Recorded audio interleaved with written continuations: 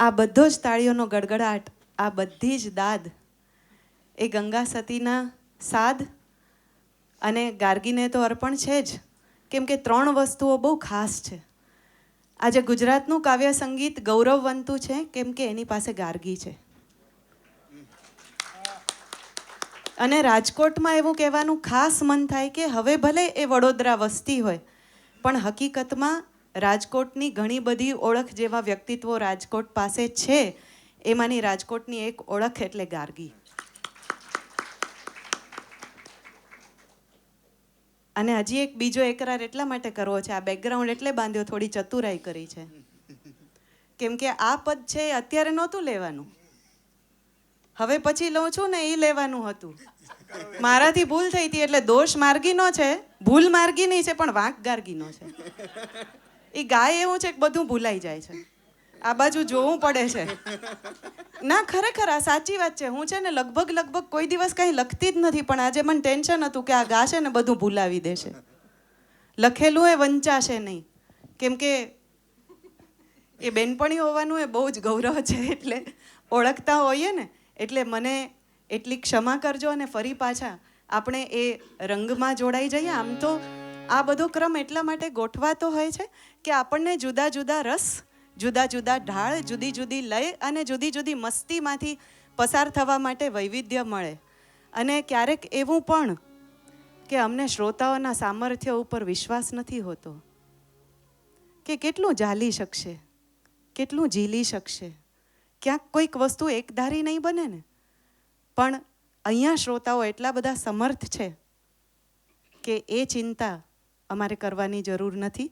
એટલે એક પછી એક પારંપરિક રંગને લીધા પછી ફરી એકવાર આમ જુઓ તો વાત તો એ જ મધ્યકાળના સંત કવિઓની છે, પણ આખી જુદી વાત, જુદા શબ્દો, ક્ષેમુ દિવેટિયાનું સ્વરાંકન અને વાત રાગની. કેમ કે આજે આપણે કોઈના સ્મરણને માણીએ છીએ. વાત રાગની, વાત વૈરાગની. ઘણી બધી વાર એવું લાગે કે રાગ અને વૈરાગ એ વિરુદ્ધાર્થી શબ્દ તરીકે કદાચ પાઠ્યપુસ્તકમાં ભણાવાતા હશે, પણ એવું છે નહીં. રાગ જ્યારે એની તીવ્રતાએ પહોંચે, એની ચરમસીમાએ પહોંચે, ત્યારે એ વૈરાગ બની જતો હોય છે.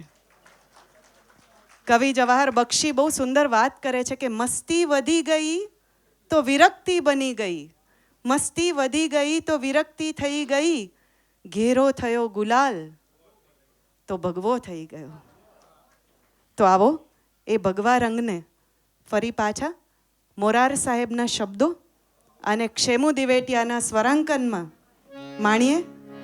પુરુષોત્તમભાઈના સ્વરમાં એ સાંભળવા મળે, એ પણ ક્યાંકથી શોધીને અચૂક સાંભળજો. આજે આપણે સદભાગી છીએ કેમ કે શોધવી પડે એવી કલાકાર આપણી પાસે છે. તો આવો ગાર્ગીના સ્વરમાં.